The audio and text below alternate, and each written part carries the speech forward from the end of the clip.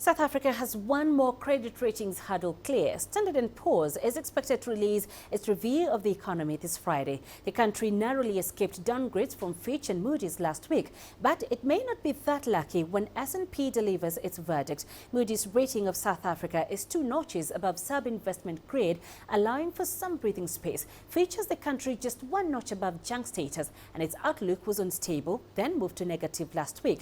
But S&P rates South Africa 1 notch above non-investment grade, and its outlook is already negative, which means the next move is a ratings cut unless the agency decides to do nothing and keep South Africa on BBB- with a negative outlook. CCTV's Sumitra Naidu speaks to a few economists for their views on what's likely to happen. There was far more optimism last week. Most experts felt there was a small window of opportunity that the ratings agencies would offer yet another reprieve. They were right, but many are less hopeful this week. I would say 60-40, with the risk being it may even be 70-30 in favour of a downgrade. So I think that we have failed, regrettably, in so many spheres that we assured we would have change, positive change. We haven't. All 3 international ratings agencies have been warning South Africa to get its house in order, raising concerns over persistently low growth and deteriorating economic and political conditions. There are issues politically. They do encourage on policy implementation. It does remain a risk, but I don't think that risk has materialized enough to constrain SA's ability to pay its debts on time and in full. Electricity supply seems to be the only major issue that the government has managed to stabilize.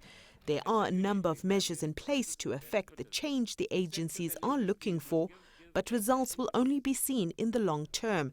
This may not be enough for S&P, particularly because heightened political tensions could derail efforts to lift growth.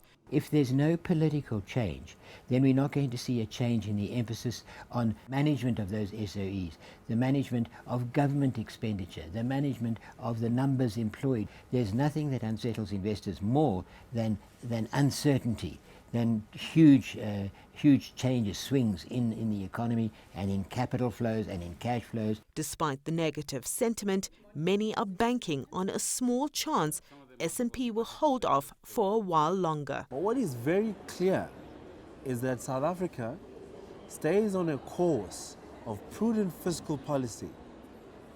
The debt levels, although high, are expected to consolidate.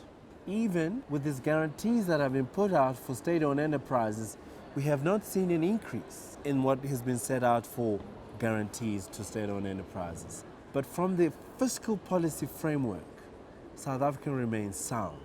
Whether or not it will be enough remains to be seen, but if South Africa does manage to keep its credit rating, there's still a lot of work to be done.